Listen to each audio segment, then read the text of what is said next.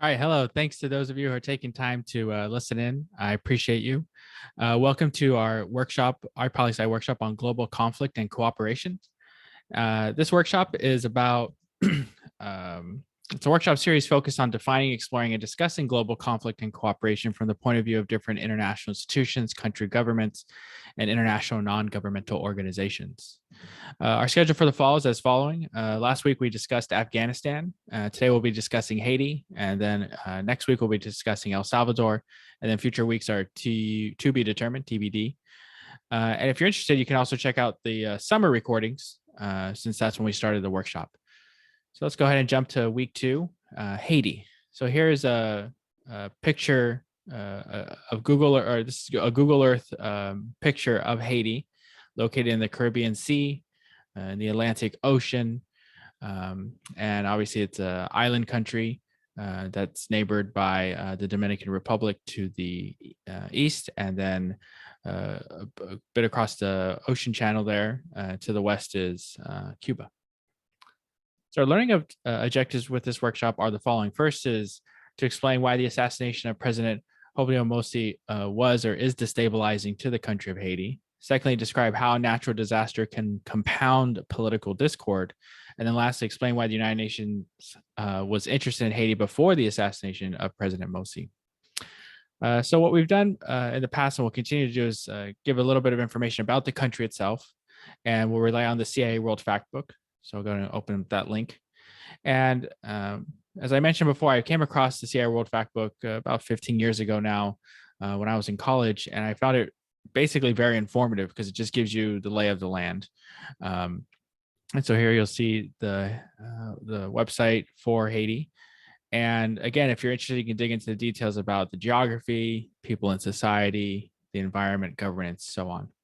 So I'm going to go ahead and play just this first few paragraphs to get a little bit of the history of the country.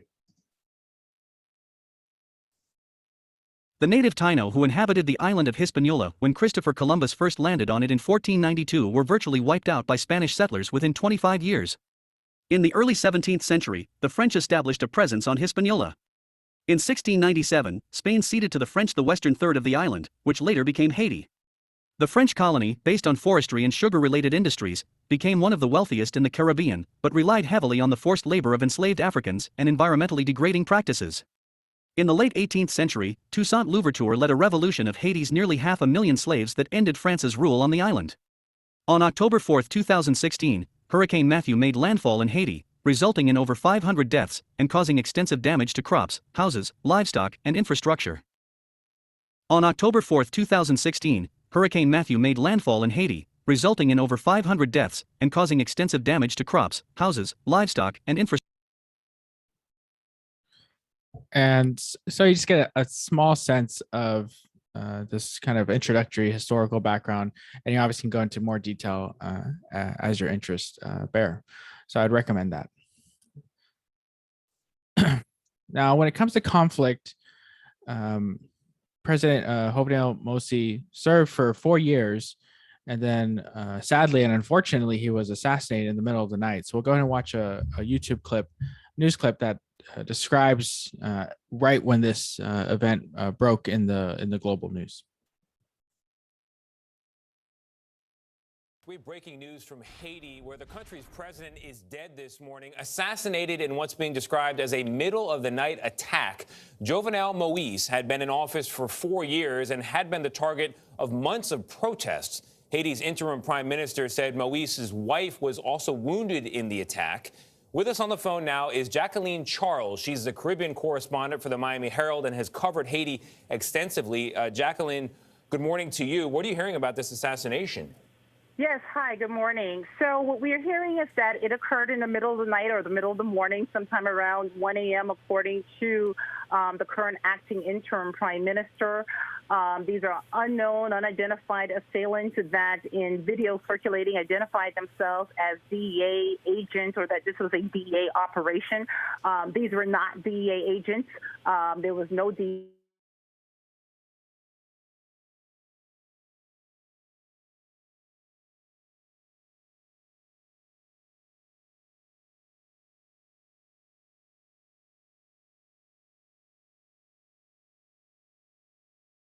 is dead. The statement from the Prime Minister's office says that some of the unidentified assailants spoke Spanish. Is that credible? And also, what's the backdrop here? What led up to this middle-of-the-night attack? So, yes, it is credible. They spoke Spanish and they spoke English with an American accent. You know, the backdrop, Haiti is a country that has been in chaos now for a while. President Moïse has been in office for 4 months. He's been contested almost from the minute that he got into office. Lately, you know, you have a sector of the population in civil society that said they did not recognize him because his presidential term expired February 7th of this year. He said no, he still had another year to go. The United States actually backed him up on that claim. At the same time, he was trying to force through a constitutional referendum, and the majority of Haitian legal experts and constitutional experts said that it was illegal. At the same time, he's been getting pressure to hold legislative elections because he's been ruling by decree since January 2020. And in ruling by decree, he made a number of decisions or passed presidential orders, one of which was to create a secret intelligence agency. And he also redefined what would be considered, you know, terrorism, basic acts of protest like burning tires. They decided that that was terrorism under these new domestic laws. So this is a president that has faced a lot of controversy in a country where you have a humanitarian crisis, you have an armed gang crisis, alarming spikes in kidnappings. Since June 1st, you've had more than 16,000 Haitians who have been forced out of their homes in poor working-class neighborhoods because of armed clashes with rival gangs. You also have an economic crisis. I mean, it has just been an overall country that's volatile. And today, with the death of the president, I've been told that there is no constitutional legal solution in terms of who should take charge. All right. Well, a dramatic overnight development in one of America's closest neighbors there in the Caribbean.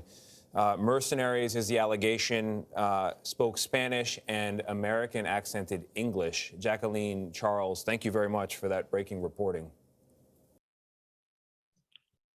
So this was the news as it happened. Let me minimize this window. And that was on the beginning of July. So a pretty dramatic moment for the country of Haiti and its people. And obviously in the United States, we're always interested in what happens in the Western Hemisphere and anywhere around the world. And when you have a head of state who's assassinated, it draws the attention of basically every country, because it's like, wow, how and why did that even happen? Because most of the times heads of state aren't targeted. And even if they are, they're most of the times nothing ever happens. So for this to happen, it draws the attention of the entire global community and really starts to create a microscope into the country and what's going on.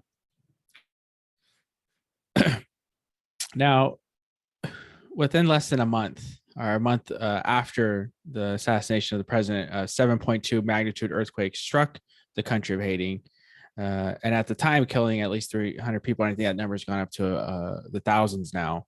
So what we'll do is we'll go ahead and listen in on this first article, a few paragraphs, and then we'll watch a short clip about the implications of the earthquake. And then I think a week or two after that, it got hit by a tropical storm. So let's go ahead and open up that link.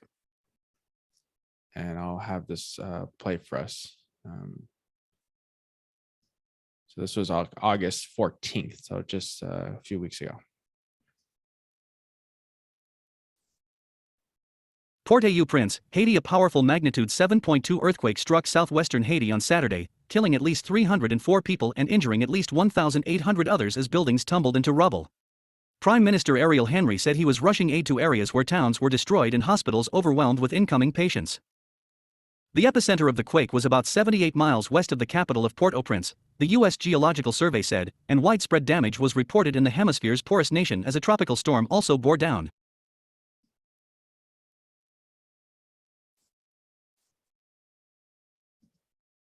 Haiti's Civil Protection Agency said on Twitter that the death toll stood at 304, most in the country's south. Rescue workers and bystanders were able to pull many people to safety from the rubble. The agency said injured people were still being delivered to hospitals. Henry declared a one-month state of emergency for the whole country and said he would not ask for international help until the extent of the damages was known. He said some towns were almost completely razed and the government had people in the coastal town of Les Cayes to help plan and coordinate the response. The most important thing is to recover as many survivors as possible under the rubble, said Henry. We have learned that the local hospitals, in particular that of Les Cayes, are overwhelmed with wounded, fractured people. He said the International Red Cross and hospitals in unaffected areas were helping to care for the injured and appealed to Haitians for unity. The needs are enormous. We must take care of the injured and fractured, but also provide food, aid, temporary shelter, and psychological support, he said. Later, as he boarded a plane bound for Les Cayes, Henry said he wanted structured solidarity to ensure the response was coordinated to avoid the confusion that followed the devastating 2010 earthquake, when aid was slow to reach residents after as many as 300,000 were killed. President Joe Biden authorized an immediate response and named USAID Administrator Samantha Power as the senior official coordinating the U.S. effort to help Haiti. USAID will help to assess damage and assist in rebuilding, said Biden, who called the United States a close and enduring friend to the people of Haiti. And so this earthquake, natural disaster, strikes the country as it's going through this political discord and turmoil because of the assassination of its president. And when you don't have a central government and you don't have leadership, you can make these things really challenging. And unfortunately, thousands of people have been killed because of this earthquake. And it just really breaks the spirit of people because of the numerous challenges they face. So this article here in the Washington Post talks about and is interviewed residents of Haiti, people of Haiti, and basically, like, you know, you get the sense that their spirit's broken, right? And the headline here is a lament for Haiti. It is as if we are cursed, right? And so you just see the pain and suffering on this woman's face, and you just think about all those times where someone's going through challenges, and in this case, natural disasters, floods, earthquakes, and you just like heart goes out to them. So it's a really challenging time for the people of Haiti. Now, in addition to this natural disaster, obviously there's efforts to cooperate around and in on these efforts. And what I'd like to share next is the United Nations Security Council had a meeting, and this was a couple of weeks before the assassination of the president, on the question concerning Haiti. So we'll go ahead and play for a few minutes of this.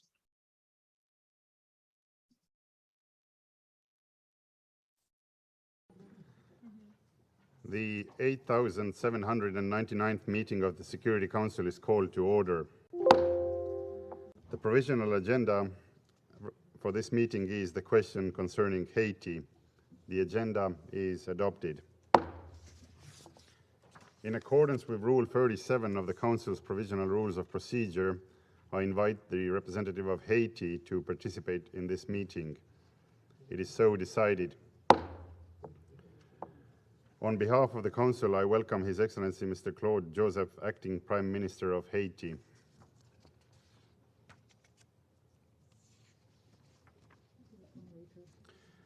In accordance with Rule 39 of the Council's Provisional Rules of Procedure, I invite the following briefers to participate in this meeting: Ms. Helen Lalim, Special Representative of Secretary General for Haiti and Head of United Nations Integrated Office in Haiti, and Ms. Chantal Hudicourt-Ewald, practicing lawyer of the Port-au-Prince Bar Association and former member of the 1986-87 Haitian Constitutional Assembly. It is so decided. The Security Council will now begin its consideration of item 2 of the agenda.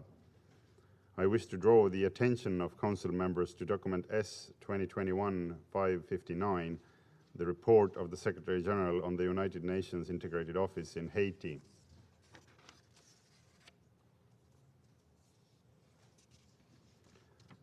I now give the floor to Ms. Helen Lalim. You have the floor, please. Thank you very much.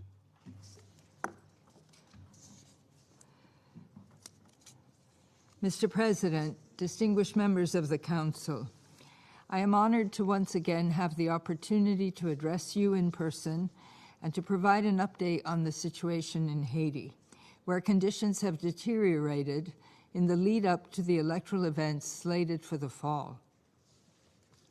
In recent weeks, the country has experienced a resurgence in COVID-19 cases, which has prompted the authorities to declare a new state of health emergency and consequently led the Provisional Electoral Council to postpone the proposed constitutional referendum scheduled to take place at the end of this month.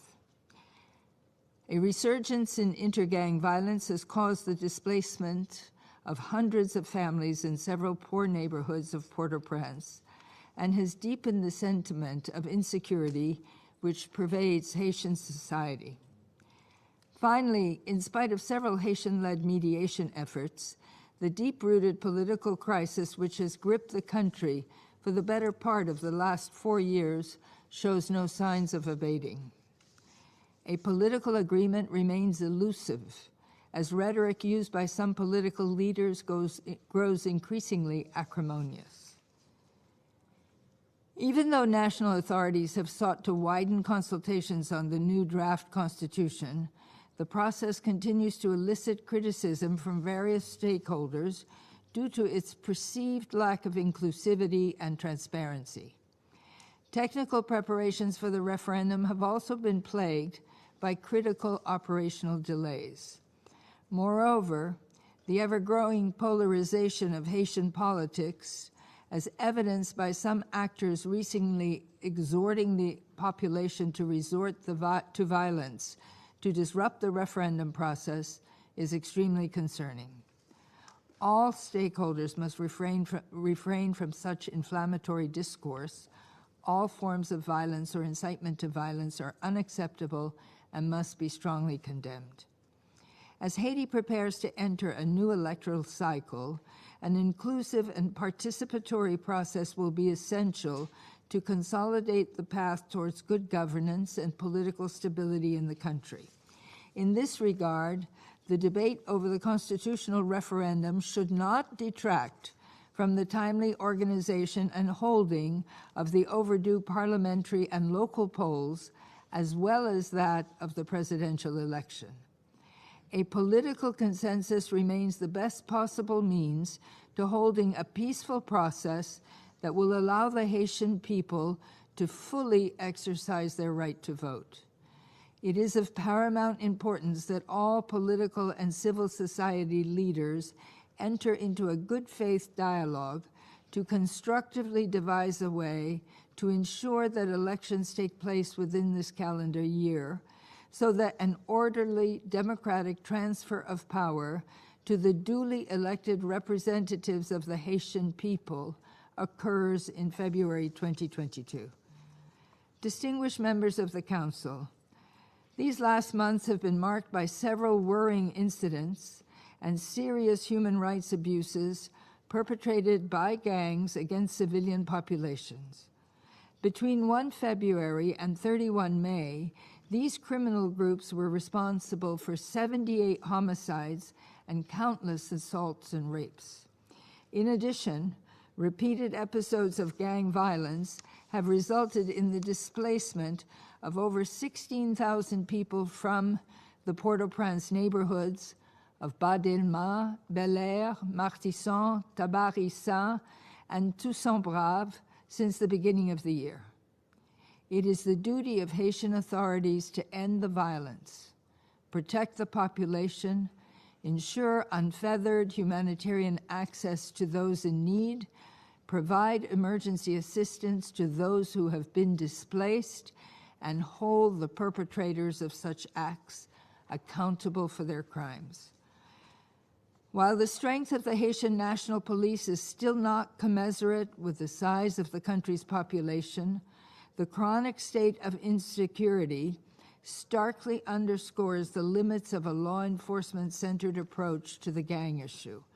A more comprehensive strategy to address its underlying causes is urgently needed. I am pleased to note that the Interministerial Task Force. And so the envoy, the special UN representative, goes on to describe the situation. And you hear there that a couple of key points. The first one is that obviously the UN's paying close attention to what's happening in Haiti by allocating time, attention, and resources, and even elevating it to a discussion of the UN Security Council, which is the principal policymaking body of the UN. Secondly, you hear about the challenges of the country with respect to not having a very strong central government and its associated mechanisms for maintaining a civil society, basically law enforcement, government employment, and essentially being people being able to have some sense of normalcy with their lives so that they can focus on living them as opposed to worrying day to day and living in and having a sense of fear. The third element there is that the UN obviously is speaking to a global community, saying like it's not in the interest, and any political leader shouldn't be advocating for violence. And it sounded like in Haiti at the time that was happening. Different political leaders of different factions were saying that, you know, basically a call to arms, and that's not what would be expected, and that's not what should be acceptable to the global community. So the UN Security Council obviously seeking to promote cooperation, but understanding that at the end of the day, within a country, people have to come together and different leaders have to come together. And it's a political consensus, as was mentioned, that's needed, but that can be very difficult to achieve. Now, lastly, on these implications, at least from the US perspective, right? It's like, what can the United States do? And as we heard in the prior article, that the U.S. was appointing a special point person to facilitate the aid to the region. And I wanted to share this press release from the U.S. Southern Command. And in the United States, our military is organized in different commands that cover different parts of the world. And the Southern Command obviously covers this region of the world. And I want to go ahead and just play this press release because I think it's instructive as an example of what the U.S. tries to do in these kinds of situations. So let me go ahead and play this. And I'm going to, before we let it play out loud, I'm going to change the voice. Change it up just a bit. So let me find the voice here. Okay. News, August 21st, 2021. USS Arlington arrives in Haiti to support USAID. By Lieutenant Laura Price, U.S. Naval Forces Southern Command / U.S. 4th Fleet. Caribbean SEA. The San Antonio-class amphibious transport dock ship USS Arlington, LPD-24, arrived in U.S. 4th Fleet area of operations off the coast Haiti to begin humanitarian assistance and disaster relief operations, August 21st. Arlington departed Naval Station Norfolk August 17th to support U.S. Agency for International Development, USAID, following a 7.2 magnitude earthquake that struck Haiti on August 14th, 2021. Our initial focus is to concentrate on saving lives while alleviating suffering for the people of Haiti, said Captain Eric Kellum, commanding officer of Arlington. Assisting those in need due to a natural disaster is something this team is trained and ready to do. Our presence here demonstrates our nation's commitment to supporting our partners in this part of the world. Arlington has approximately 600 sailors and Marines, which includes service members embarked from Bravo Company, 1st Battalion, 6th Marine Regiment to provide life-saving and humanitarian assistance support. The ship is augmented by 2 MH-60 Seahawk helicopters from the Chargers of Helicopter Sea Combat Squadron, HSC-26, a landing craft, utility, LCU, from Assault Craft Unit, ACU-2, Fleet Surgical Team, FST-2, in addition to staff from Destroyer Squadron, DSRON, 40, and amphibious and aviation planners. The mission forms part of an interagency framework lending aid to Haiti, including the Disaster Assistance Response Team, DART, which was deployed August 14th immediately after the earthquake occurred. U.S. Southern Command Joint Task Force Haiti, commanded by Navy Rear Admiral Keith Davids, was stood up to coordinate military support, with Arlington deployed as a maritime component. Arlington joins other U.S. Southern Command components and U.S. Coast Guard ships already on station, in addition to allies and partners from the Netherlands, France, and United Kingdom. USS Arlington, homeport in Norfolk, Virginia, is part of Expeditionary Strike Group 2, whose mission is to provide timely, operational, amphibious expertise in support of national tasking to sustain maritime security and defensive. And so you hear there these basically that a particular ship's heading to the region as a part of a broader effort.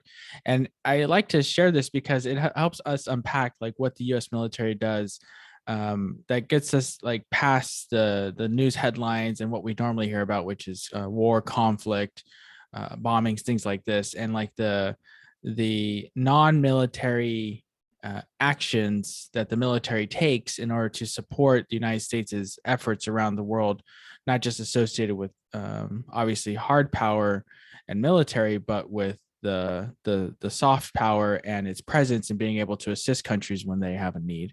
And so this kind of helps unpack that a little bit. You get a sense like, wow, there's a really complicated set of operations that the U.S. undertakes when it comes to natural disasters in other parts of the world, particularly in the Western Hemisphere, and then with our partners in other parts of different regions of the world. And so I just like to share this because it shows that, you know, there's, with all these things that are going on in the country of Haiti and the suffering that the people of Haiti have endured, that the U.S. at least is partly there. The United Nations is discussing it, but obviously these challenges will always exist unless there's political solutions that are brought by the people themselves in their own country. So in this sense, we get a broad overview of the conflict and cooperation that exists around the country of Haiti. So with that, we'll go ahead and stop the recording, have our discussion, and I appreciate you taking the time for listening in, and have a great night. Take care.